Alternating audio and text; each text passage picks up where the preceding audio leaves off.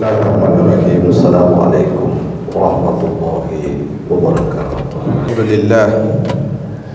Alhamdulillahilladzi la ilaha illallah wahdah sadaqa wa'dah wa nasara 'abdah wa 'azza jundahu wa hazama al-ahzaba wahdah. Falahul mulku wa lahul hamdu yuhyi wa yumiitu wa yumiitu wa yuhyi wa huwa hayyun la yamutu bi yadihi al-khair wa huwa ala kulli syai'in qadir. Asyhadu an la ilaha illallah wahdahu la syarika lah wa asyhadu anna Muhammadan 'abduhu wa rasuluhu la nabiyya ba'dah.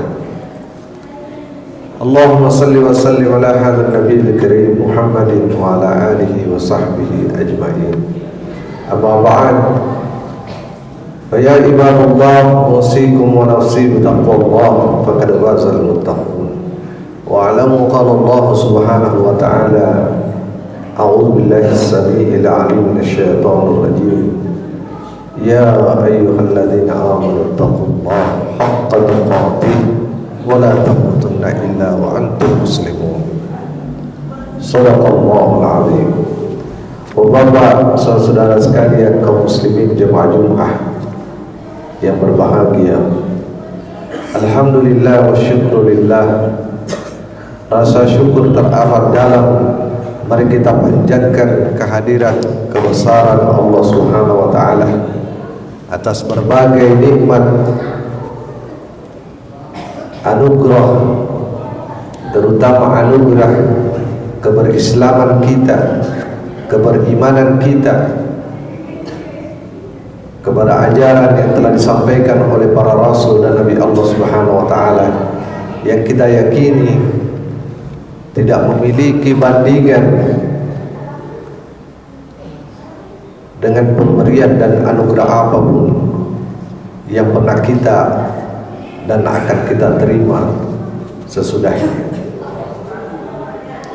Kita kirimkan pula salam penghormatan dan doa kita untuk ketinggian derajat Sayyidul Anbiya wal Mursalin, penghulu para nabi yang telah diutus oleh Allah Subhanahu wa taala sebagai khatamun nabiyyun, yakni penutup seluruh nabi dan rasul yang telah diutus oleh Allah Subhanahu wa taala untuk membawa dinul Islam yang akan menjadi agama yang akan memenangkan seluruh kebenaran di atas muka bumi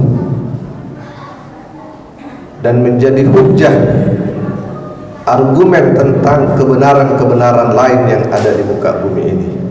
Dialah Nabi kita Muhammad sallallahu alaihi wasallam, kepada keluarganya, kepada para sahabatnya, kepada para pahlawan Islam yang telah menjadi pembela dan asbab sehingga agama Islam ini telah menyebar ke seluruh penjuru dunia, santero jagat, hingga kita yang ada di tempat ini, di bumi Nusantara ini, di republik ini juga ikut merasakan dan menikmati agama Islam. Kita mohon kepada Allah Subhanahu wa taala semoga kita semua di dunia ini disempatkan oleh Allah Subhanahu wa taala berziarah kepada Rasulullah sallallahu alaihi wasallam. Kita juga mohon mudah-mudahan di akhirat nanti kita semua mendapatkan syafaat dari beliau. Allahumma amin. Tema khutbah kita pada siang hari ini seperti yang disampaikan tadi adalah tolak ukur kemanusiaan, kemuliaan manusia. Dalam Islam tentu tidak ada tolak ukur kemuliaan manusia kecuali adalah Allah Subhanahu wa taala itu sendiri. Mengapa? Karena sejarah membuktikan, fakta yang kita bisa baca dari sejarah yang ada membuktikan bahwa kemuliaan yang pernah disebutkan oleh manusia atau kemuliaan yang dianggap sebagai kemuliaan oleh manusia seringkali terbukti bahwa selalu terbukti bukan kemuliaan yang sesungguhnya. Jika manusia menganggap kemuliaan itu adalah ras, keturunan, maka sejarah sudah membuktikan bahwa ras bukan adalah kemuliaan. Tempo-tempo ras tertentu mulia di kehidupan dunia ini, tapi pada tempo yang lain dia menjadi terhinakan dalam kehidupan ini. Ras bukanlah tolak ukur kemuliaan. Sebagian manusia menganggap bahwa kemuliaan itu terletak pada kekuasaan, tapi fakta sejarah juga menunjukkan bahwa kekuasaan tidak pernah abadi berada pada satu kelompok tertentu. Bangsa yang pernah berkuasa akhirnya menjadi terjajah. Bangsa yang pernah terjajah bangkit kemudian menjadi penguasa.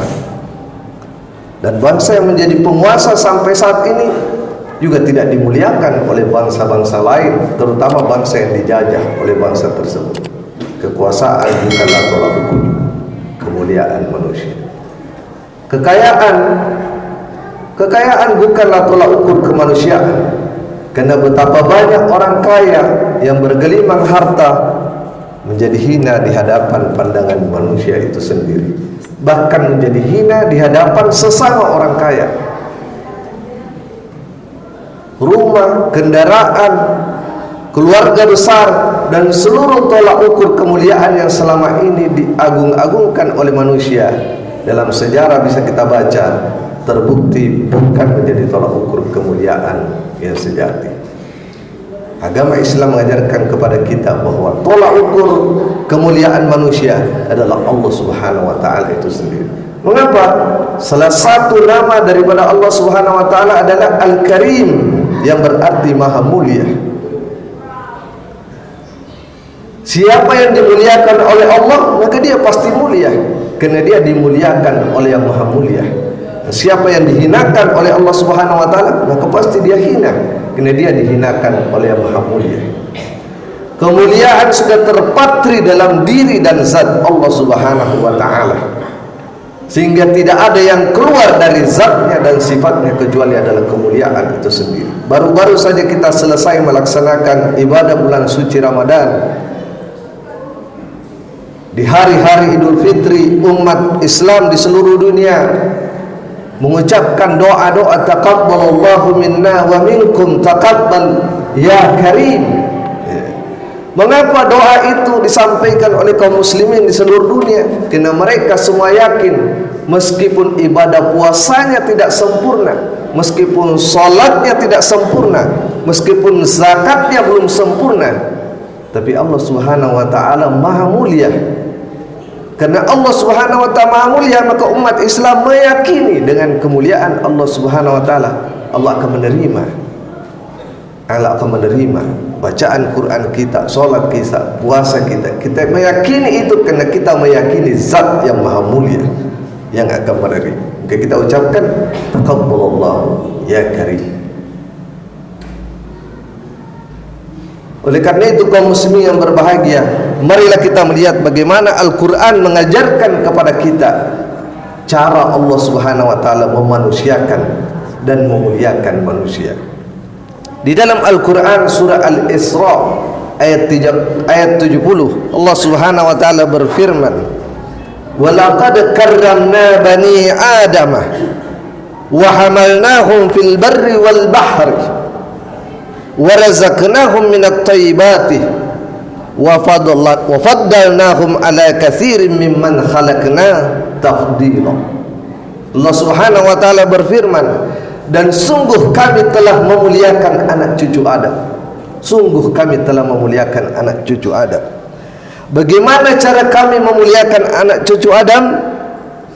Wa hamalnahum fil barri wal bahr, yakni kami mungkinkan mereka bergerak hidup di darat dan juga di laut. Kalau bukan Allah Subhanahu wa taala mungkinkan manusia hidup di darat dan di laut, kita tidak bisa hidup di darat dan di laut.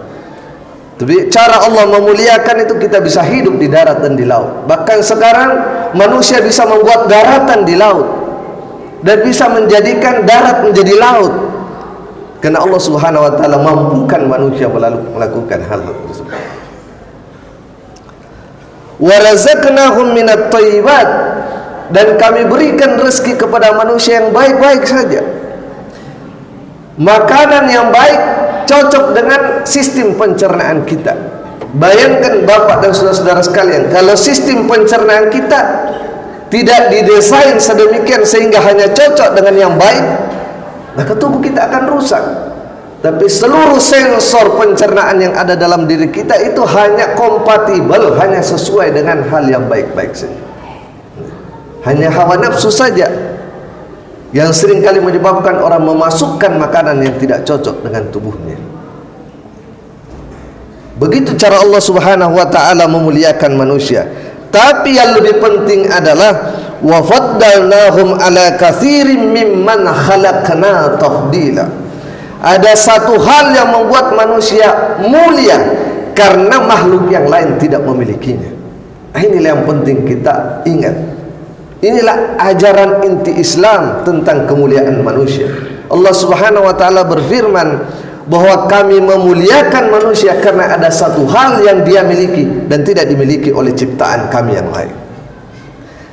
Di dalam surah Al-Mu'minun, ketika Allah Subhanahu wa taala menjelaskan proses penciptaan bayi di dalam rahim, setelah tercipta dan sempurna seluruh badannya, mulai dari darah, daging, kulit, tulang sampai menjadi calon bayi yang sempurna, Allah Subhanahu wa taala tiupkan ruhnya ke dalam janin tersebut. Maka Allah Subhanahu wa taala berfirman, fatabarakallahu ahsanul khaliqin. Maha suci Allah sebagai pencipta yang paling sempurna. Mengapa Allah menyebut dirinya pencipta yang paling sempurna? Karena ruh kemuliaan itu telah ditiupkan ke dalam diri manusia, dan selain manusia tidak ada makhluk Allah Subhanahu wa taala yang memiliki hal tersebut. Sayang sekali kaum muslimin yang berbahagia, kehidupan dunia ini telah menyebabkan umat manusia seringkali lupa tentang asal usulnya tersebut. Seringkali lupa tentang kemuliaan dirinya yang sejati, ia lupa, sehingga ia mencari kemuliaan yang dibuat oleh hayalan-hayalannya sendiri. Kemuliaan diri yang sejati dari manusia adalah ruh yang telah ditiupkan Allah Subhanahu wa taala ke dalam dirinya. Oleh karena manusia banyak yang lalai, oleh karena banyak manusia yang tersesat, dan tidak mungkin manusia bisa menyelamatkan dirinya sendiri, maka Allah Subhanahu wa taala mengutus para rasulnya yang mulia dengan membawa risalah yang mulia. Itulah sebabnya Al-Quran disebut Al-Quranul Karim, yakni kitab suci Quran yang mulia, dibawa oleh rasul yang mulia dan disampaikan oleh duta para malaikat yang mulia, untuk menjadikan manusia kembali kepada kemuliaan yang sejati.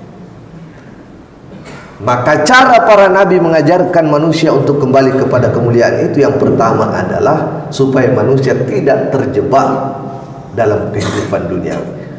Bapak dan saudara sekalian, apa yang dimaksud dunia? Dunia itu apa sebenarnya menurut Al-Quran? Dunia itu bukan bumi ini, dunia itu bukan langit ini, dunia itu bukan awan, dunia itu bukan udara, dunia bukan tanah, dunia bukan masjid ini. Ini semua adalah ciptaan. Dunia itu adalah khayalan kita tentang ciptaan.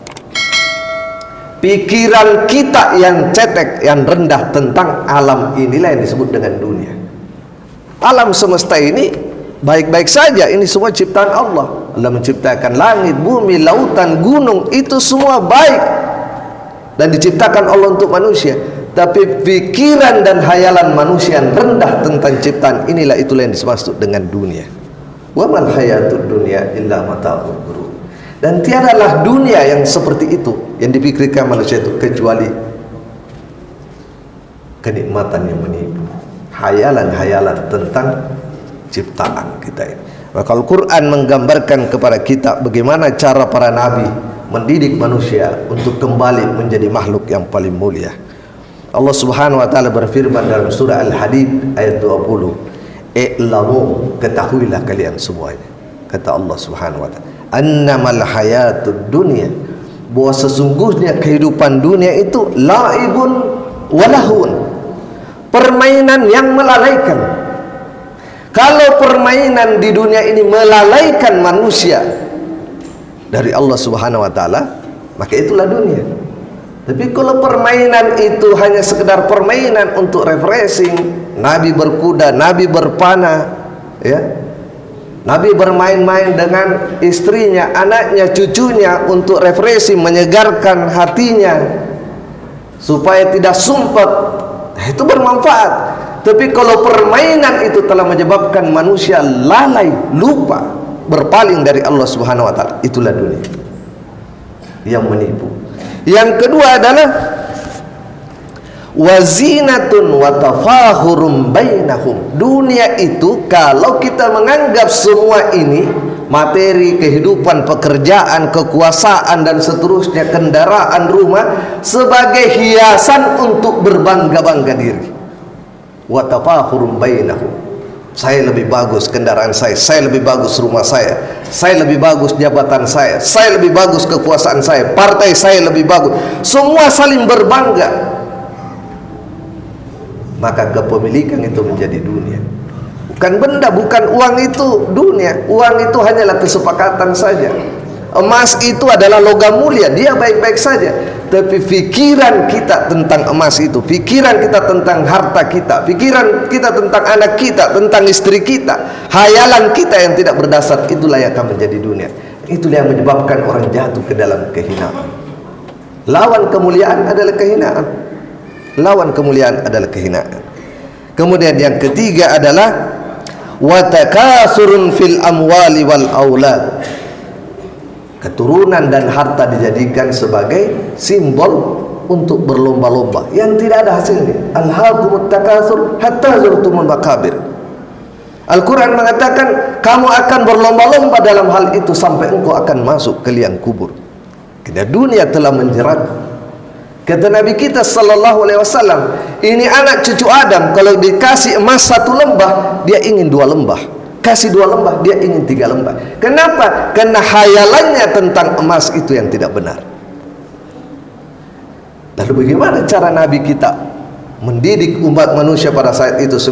Silahkan menjadi orang kaya, silahkan menjadi orang pintar, silahkan menjadi orang kaya, tetapi seluruh tujuan aktivitas kalian adalah Allah Subhanahu wa taala. Karena indikator kemuliaan manusia adalah Allah Subhanahu wa taala. Anak-anakku sekalian, silakan sekolah setinggi-tingginya, belajar sepintar-pintarnya, tapi kita sekolah dengan tujuan Allah Subhanahu wa taala, supaya kita bisa bekerja lebih baik, supaya kita bisa berbakti kepada orang tua kita, supaya kita tidak menjadi peminta-minta, supaya kita bisa memperjuangkan kemuliaan umat Islam di tengah umat yang lain. Kecuali anak-anak sekolah Islam sebagai anak yang paling pintar, yang berprestasi, tapi tujuannya bukan untuk berbangga-bangga. Tujuannya bukan untuk mengalahkan yang lain, dan tujuannya untuk Allah Subhanahu wa taala.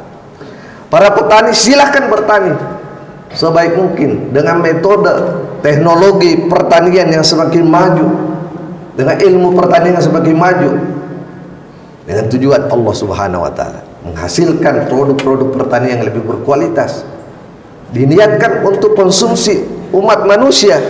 Semua akan menjadi pahala di sisi Allah Subhanahu wa taala. Para pedagang silakan berdagang, mencari keuntungan sebesar-besarnya dengan cara yang halal, untuk bisa direinvestasi kembali supaya volume bisnis menjadi besar, supaya zakatnya menjadi lebih besar bagi umat Islam untuk membangun umat ini.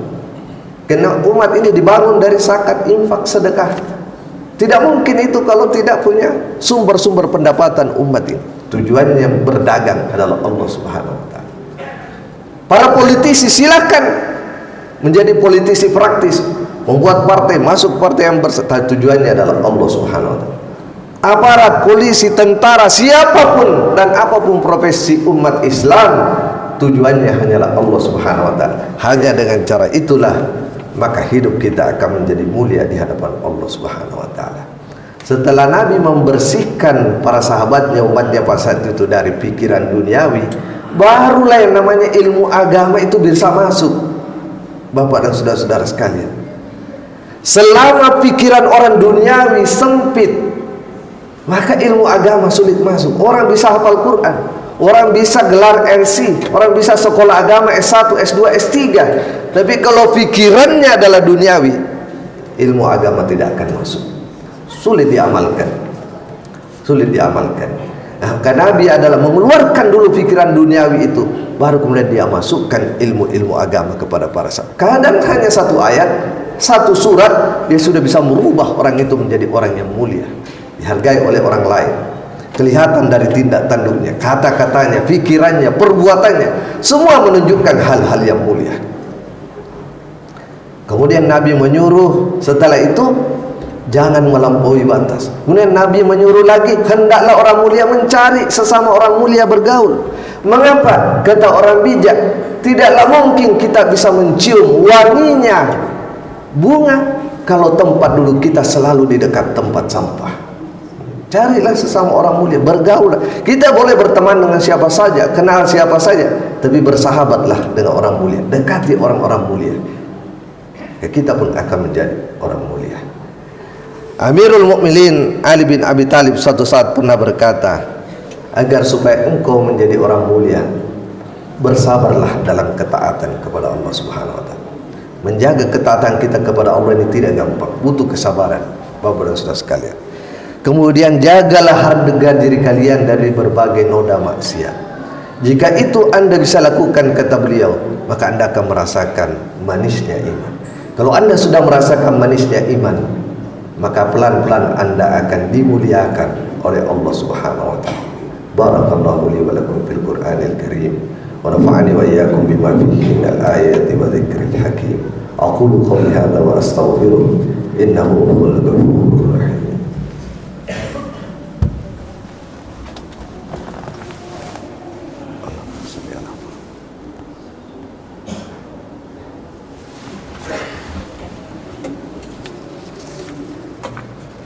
Alhamdulillah hamdan katsiran kama amar. Asyhadu an la ilaha illallah wahdahu la syarika lah wa asyhadu anna Muhammadan abduhu wa rasuluh la nabiyya ba'dah. Qala Allah ta'ala a'udzu billahi as-sami'il 'alim minasy syaithanir rajim. Bismillahirrahmanirrahim. Inna Allaha wa malaikatahu yusholluna 'alan nabi ya ayyuhalladzina amanu shallu 'alaihi wa sallimu taslima.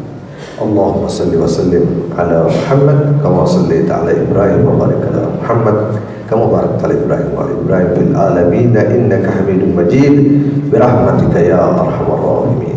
Allahumma ighfir lil muslimina wal muslimat wal mu'minina wal mu'minat al ahya minhum wal amwat innaka sami'un qarib mujibud da'wat wa ya qadina.